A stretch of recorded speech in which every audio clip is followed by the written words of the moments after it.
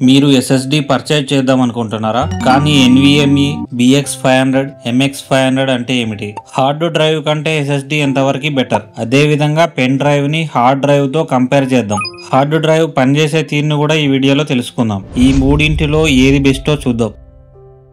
దీనిలో SATA 3 cable ఉంటుంది. దీని స్పీడ్ 540 Mbps దాకా ఉంటుంది. అదే MX500 చూసుకుంటే SATA 3 ఉంటుంది. MX500 లో DRAM క్యాచీ ఉంటుంది. అంటే పవర్ సడన్ గా కట్ అయినా సరే డేటాని స్టోర్ చేసుకోగలదు. ఈ ఫెసిలిటీ BX500 లో ఉండదు.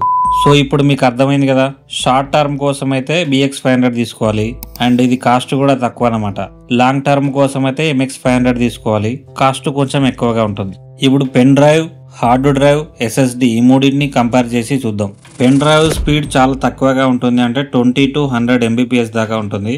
అదే హార్డ్ డ్రైవ్ తీసుకుంటే 100 to 150 Mbps ఉంటుంది. SSD తీసుకుంటే 500 to 7000 Mbps దాకా ఉంటుంది. లైఫ్ స్పాన్ చూద్దాం, ఏది ఎక్కువ కాలం మన్నుతుందో చూద్దాం. పెన్ డ్రైవ్ తక్కువ కాలం మన్నుతుంది, హార్డ్ డ్రైవ్ మీడియం అన్నమాట. SSD చూసుకుంటే చాలా ఎక్కువ కాలం ఉంటుంది. పెన్ డ్రైవ్ లో రీడ్ అండ్ రైట్ కెపాసిటీ చాలా తక్కువ అండ్ హార్డ్ డ్రైవ్ లో తీసుకుంటే మీడియం అన్నమాట. ఇది SSD లో చాలా సార్లు రీడ్ అండ్ రైట్ చేయవచ్చు అన్నమాట. NVMe SSD గురించి చూద్దాం. దీనిలో SATA కనెక్షన్ ఉండదు, M.2 స్లాట్ ఉంటుంది లేదా M2 స్లాట్ ఉంటుంది. PCIe లేన్స్ ద్వారా ఒక చిప్ ని కనెక్ట్ చేసినట్టు దీన్ని కనెక్ట్ చేయాలన్నమాట. ఇది అన్నింటికంటే ఎక్కువ స్పీడ్ ఉంటుంది, అంటే 2000 to 7000 Mbps దాకా ఉంటుంది. SSD గురించి చూద్దాం. సాలిడ్ స్టేట్ డ్రైవ్, ఇది ఏ విధంగా వర్క్ చేస్తుందంటే దీనిలో NAND ఫ్లాష్ చిప్ ఉంటుంది, ఒక కంట్రోలర్ చిప్ ఉంటుంది. ఇది డేటా ఏ లొకేషన్ లో రాయాలో నిర్ణయిస్తుంది. ఇదంతా ఎలక్ట్రికల్ గా జరగడం వల్ల చాలా ఫాస్ట్ గా జరుగుతుంది. అదే హార్డ్ డ్రైవ్ లో తీసుకుంటే ఇదంతా ఫిజికల్ గా జరుగుతుంది కదా, సో అది స్లోగా జరుగుతుంది అనమాట. HDD అంటే ఏమిటి? HDD అంటే హార్డ్ డిస్క్ డ్రైవ్ అనమాట. హార్డ్ డిస్క్ డ్రైవ్ యొక్క అనాటమీ అండ్ వర్కింగ్ ప్రాసెస్ ఏ విధంగా జరుగుతుందని చూద్దాం. హార్డ్ డ్రైవ్ లో 4 పనిచేసే భాగాలు ఉంటాయి. ఒకటి ప్లేటర్, దాన్ని డిస్క్ అనవచ్చు. ఇంకొకటి స్పిండిల్ మోటార్, ఇంకొకటి యాక్చుయేటర్ ఆర్మ్, ఇంకొకటి read and write head. Hard drive magnetic writing అనే పద్ధతి ద్వారా డేటాని స్టోర్ చేసుకుంటుంది.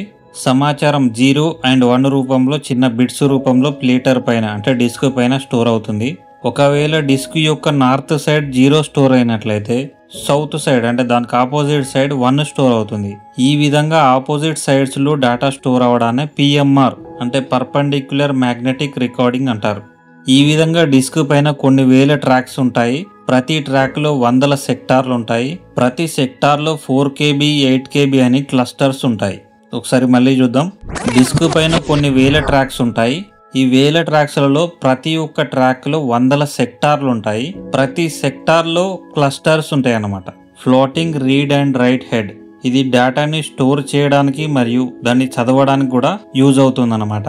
ఇది డిస్క్ పైన 3 నుంచి 6 నానోమీటర్ల దూరంలో వేలాడుతూ ఉంటుంది. ఆశ్చర్యమైన విషయం ఏంటంటే ఇది డిస్క్ ని టచ్ చేయకుండానే రీడ్ అండ్ రైట్ చేయగలదు. ఇది ఒకవేళ డిస్క్ కి టచ్ అయినట్లయితే పర్మనెంట్ గా డిస్క్ డ్యామేజ్ అవుతుంది. Writing process real time summary, ఇదంతా ఎలా జరుగుతుందో సింపుల్ గా చూద్దాం. సపోజ్ మనం కంప్యూటర్ లో ఒక ఫోటోని సేవ్ చేసాము అనుకుందాం. కంప్యూటర్ లో ఉన్న ఆపరేటింగ్ సిస్టమ్ దాన్ని చిన్న చిన్న ముక్కలుగా చేస్తుంది. ప్రతి ముక్క 4 KB ఉంటుంది. డిస్క్ పైన ఉన్న యాక్చుయేటర్ ఆర్మ్ డిస్క్ పైన ఉన్న ఒక కరెక్ట్ ట్రాక్ దగ్గరికి తీసుకెళ్తుంది. డిస్క్ కరెక్ట్ ప్లేస్ లోకి వచ్చేదాకా తిరుగుతూనే ఉంటుంది. రైట్ హెడ్ ఈ బిట్స్ రూపంలో ఉన్న సమాచారాన్ని డొమైన్ రూపంలో మ్యాగ్నెటైజ్ చేస్తుంది, అంటే అయస్కాంతీకరణం చేస్తుంది. ఇప్పుడు ఫోటో సేవ్ అవుతుందన్నమాట.